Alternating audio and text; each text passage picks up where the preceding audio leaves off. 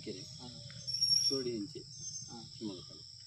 ಸಾಮಾನ್ಯವಾಗಿ ಅಡಿಕೆನ ನಾವು ಬೆಳಿಬೇಕಂತಂದ್ರೆ ಈಗ ಬೀಜನ ಯಾವ ರೀತಿ ತಯಾರು ಮಾಡ್ಕೋಬೇಕು, ಅದು ಯಾವ ಮರ ಅದಕ್ಕೆ ಸೂಟೇಬಲ್ ಅಂತ ನಮ್ಗೆ ಹೆಂಗೆ ಗೊತ್ತಾಗುತ್ತೆ? ಬೀಜ ಒಂದು ಎಕರೆ ಗಿಡದಲ್ಲಿ ಯಾವ ಮನೆ ಚೆನ್ನಾಗಿ ಬಂದಿವೆ ಅಂತ ನೋಡಿ ಒಂದು 20 ವರ್ಷ ಹಳೆ ಮರ ಆಗಿರ್ಬೇಕು ನಟ್ಟು. ಪ್ರತಿ ಒಂದು 20 ರಿಂದ 30 ವರ್ಷದ ಮರ ಇದೆ. ಅದರಲ್ಲಿ ಜಾಸ್ತಿ ಇಳುವರಿ ಯಾವುದೈತೆ ಒಂದು ಕೊನೆ ನೋಡಿ ಸಾಮಾನ್ಯ ಒಂದು 2 kg 1.5 kg ಒಂದೊಂದು ಕೊನೆ, ಒಂದು 3 ಕೊನೆ ಇದೆ ಅಂದರೆ ಅದರಲ್ಲಿ ದೊಡ್ಡ ಕೊನೆ ಫಸ್ಟಿಂದು ಕೆಂಪು ಕ್ಲೀನಾಗಿ ಎಲ್ಲ ಒಣಗಿ ಹಣ್ಣಾದವಂತ ಕೊನೆ ತಕ್ಕೋಬೇಕು. ತೆಗೆದುಬಿಟ್ಟು ಅದನ್ನ ಮುಂದಿನ ಕಾರ್ಯ ಹೆಂಗಿರುತ್ತೆ ಅಂತ ತೆಗೆದು ಕ್ಲೀನಾಗಿ ಒಂದು 3 ದಿವಸ 4 ದಿವಸ ಬಿಸಿಲಲ್ಲಿ ಲೈಟಾಗಿ ಒಣೆ ಹಾಕ್ಬೇಕು. ಈ ಹಣ್ಣಡಿಕೆ ಇದೆಯಲ್ಲ ಇರ್ತಿದ್ದು ಅದನ್ನು ಲೈಟಾಗಿ ಬಿಸಿಲಾಗಿ ಒಂದು ಸ್ವಲ್ಪ ಒಂದು 3 ಬಿಸಿಲು ಒಣಿಸಿ ಗಟ್ಟಿ ಬಿಸಿಲಲ್ಲ, ಈಗ ಒಂದು ಇಬ್ಬನಿ ಬಿಸಿಲಲ್ಲಿ ಒಂದು 3 ದಿವಸ ಒಣಿಸಿ ಆಮೇಲೆ ತೆಗೆದು ಒಳಗಡೆ ಇಟ್ಟು ಕ್ಲೀನಾಗಿ ಸಗಣಿ ಗೊಬ್ಬರದ ಜೊತೆಗೆ ಅದನ್ನು ಒಂದೊಂದು ಬೀಜನ ಅಂದರೆ ಬೆಡ್ ರೀತಿ ಮಾಡ್ಕೊಂಡು ಮಾಡಬೇಕು ಅಂತ ಬೆಡ್ ರೀತಿ ಸಗಣಿ ಗೊಬ್ಬರ ಜೊತೆಗೆ ಹಾಕಿ ಒಂದೊಂದೇ ಒಂದು ಹಂತ ಈ ಅಡಿಕೆ ಬೀಜ, ಆನಂತರ ಸ್ವಲ್ಪ ಲೈಟಾಗಿ ಪುಡಿ ಗೊಬ್ಬರ ಸಗಣಿ ಗೊಬ್ಬರ, ಆಮೇಲೆ ಮತ್ತೊಂದು ಸ್ಟೆಪ್ಪು ಮೇಲ್ಮಕ್ಕನ ಹಿಂಗೆ ಮಾಡಿ ಇಟ್ಕೋಬೇಕು. ಒಂದು ಇದರಲ್ಲಿ 4 ಚೌಕ ಮಾಡಿ ಒಂದು 3 ಅಡಿ ಜಾಗದಲ್ಲಿ ಒಂದು 500 ಬೀಜ ಹಾಕ್ಬೇಕು ಅಂದ್ರೆ ಒಂದು ಸುಮಾರು ಮಣ್ಣು ಬೇಕು. ಅಂದರೆ ಒಂದು ರೈಸ್ಡ್ ಬೆಡ್ ಮಾಡಿಬಿಟ್ಟು ಬೆಡ್ ಮಾಡಿ ಅದರಲ್ಲಿ ಎಲ್ಲ ಒಂದು ಸ್ಟೆಪ್ ಇಟ್ಟು ಒಂದು 2-3 ತಿಂಗಳಿಗೆ ಅದು ಹೊರಗಡೆ ಲೈಟಾಗಿ ಮೊಳಕೆ ಬರುತ್ತೆ. ನೀರು ಕೊಡ್ತಿರ್ಬೇಕು, ನೀರು ಮಾತ್ರ ಚೆನ್ನಾಗಿ ಕೊಡಬೇಕು, ಮಧ್ಯೆ ನೀರು ಒಣಗಾಕಿ ಬಿಡಬಾರ್ದು. ಅವಾಗ ಲೈಟಾಗಿ ಮೊಳಕೆ ಬರುತ್ತೆ ಅಡಿಕೆ. ಆಮೇಲೆ ಅದ್ರ ತೆಗೆದು ಒಂದೊಂದೇ ಕ್ಲೀನಾಗಿ ಅದು ಬೇರು ಬರುತ್ತೆ, ಅದ್ರ ಕೆಳಗಡೆ ಬೇರು ಚೆನ್ನಾಗಿ ಬರುತ್ತೆ. ಅದನ್ನೊಂದು ಕೊಟ್ಟೆಯಲ್ಲಿ ಪ್ಲಾಸ್ಟಿಕ್ ಕೊಟ್ಟೆಯಲ್ಲಿ 1.5 kg 2 kg ಕೊಟ್ಟೆ ಬೇಕು.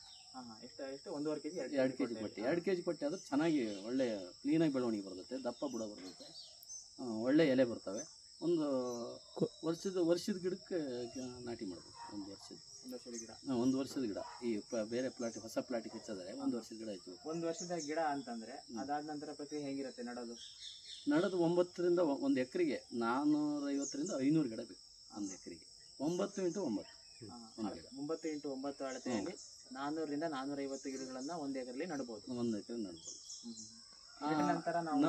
ನಂತರ ಒಂದು ವರ್ಷ ಲೈಟಾಗಿ ಬುಡನೆಲ್ಲ ಕ್ಲೀನಾಗಿ ಕ್ರೇಪಿಂಗ್ ಮಾಡಿ ಸುತ್ತಲೂ ಕೊಚ್ಚಿ ಲೈಟಾಗಿ ಒಂದು ಸಗಣಿ ಗೊಬ್ಬರ ಒಂದು ಸ್ವಲ್ಪ ಕೊಡ್ತಾರೆ. ಫಸ್ಟೆಲ್ಲ ರಾಸಾಯನಿಕ ಗೊಬ್ಬರ ಕೊಡಬಾರ್ದು. ರಾಸಾಯನಿಕ ಗೊಬ್ಬರ ಕೊಟ್ಟರೆ ಸಾಮಾನ್ಯವಾಗಿ ಭಾರಿ ವರ್ಷ, ಈಗ ಒಂದು 100 ವರ್ಷದ ಗಿಡದ ಹಿಂದೆ ಆ ಟೈಪು ಗಿಡ ಬರಲ್ಲ.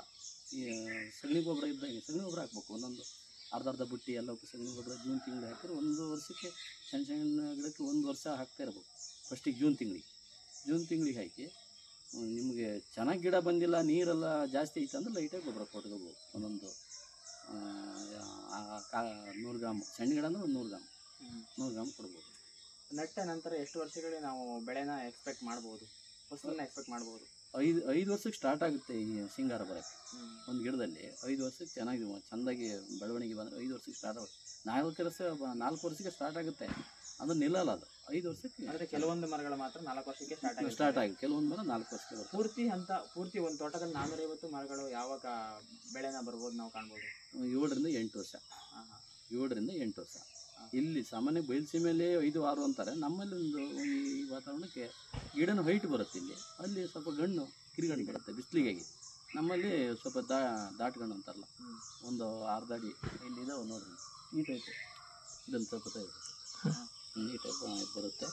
ಆಮೇಲೆ ಚೆನ್ನಾಗಿ ಇಳುವರಿ ಅಂದರೆ 10 ವರ್ಷದಿಂದ 12 ವರ್ಷದಾಗ ಒಳ್ಳೆ ಇಳುವರಿ ಬರುತ್ತೆ. ಒಂದು ಗಿಡಕ್ಕೆ 1.5 ರಿಂದ 2 kg 2 kg ಬರುತ್ತೆ. ಒಂದು ಗಿಡ 2 ರಿಂದ 3 ಸಿಂಗಾರ ಬರ್ಬೋದು ಒಳ್ಳೆ ಗಿಡ. ಅದಕ್ಕೆ ಔಷಧಿನೂ ಅಷ್ಟೇ, ಒಂದು ಬೋಡ ದ್ರಾವಣ ಜೂನ್ ತಿಂಗಳಿಗೆ ಒಂದು ಸರಿ ಮಳೆ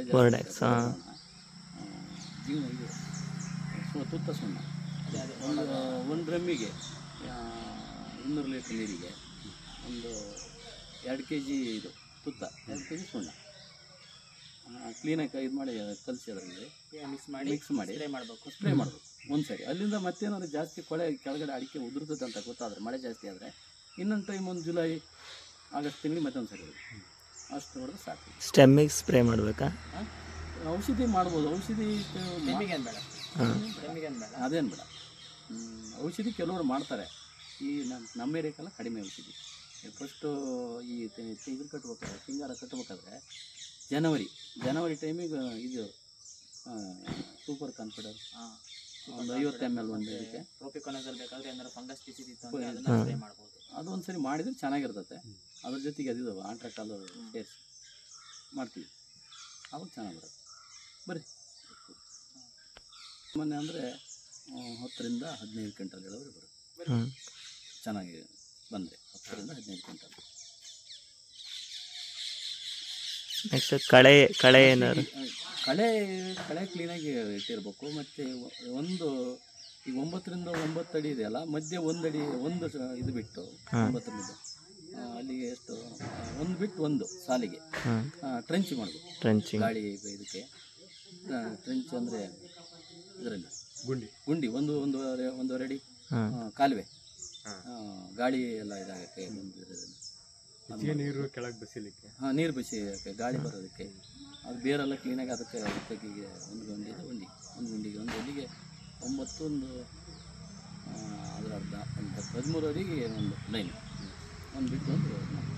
ಮಳೆ ಜಾಸ್ತಿ ನೀರು ಅಂತಂದರೆ ಉದಿ ಹಾಕ್ಬೇಕು. ಉದಿ ಅಂದರೆ ಮಣ್ಣಿನ ಗುಡ್ಡೆ ಉದಿ ಹಾಕ್ಬೇಕು. ಈ ನಮ್ಮಲ್ಲಿಗೆ ಉದಿ ಬೇಕು. ಸಾಮಾನ್ಯವಾಗಿ ನೀರು ಜಾಸ್ತಿ ಮಲೆನಾಡಲ್ಲಿ, ಬಸಿ ನೀರು ಹೋಗ್ಬೇಕಂದ್ರೆ ಚೆನ್ನಾಗಿ ಬರುತ್ತೆ.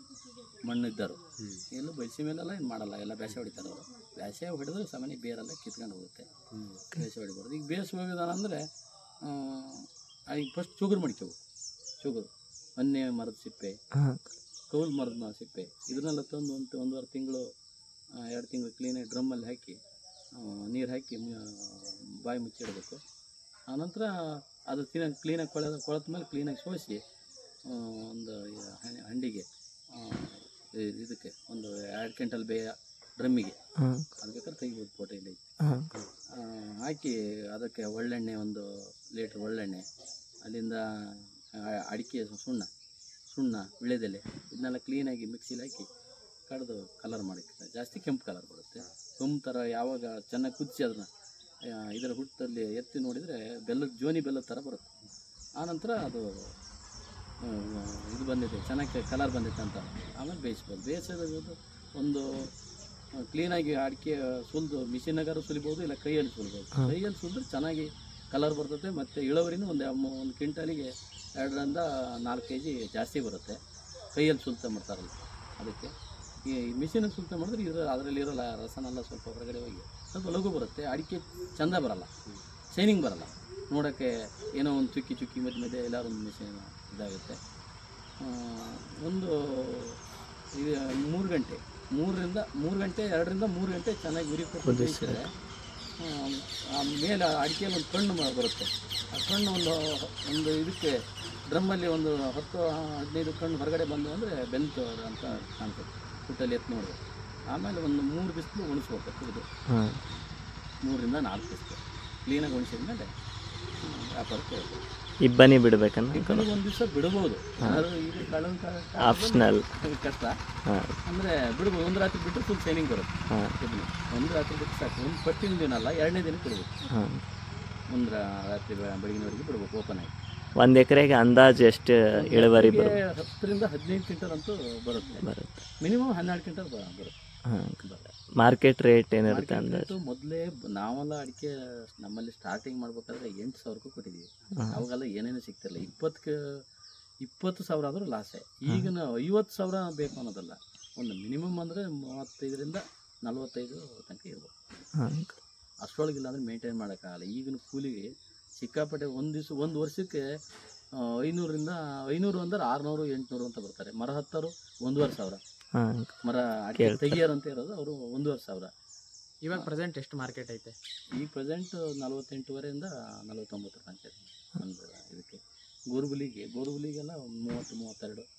ಇದು ಕೆಂಪು ಚಾಲಲ್ಲಿ.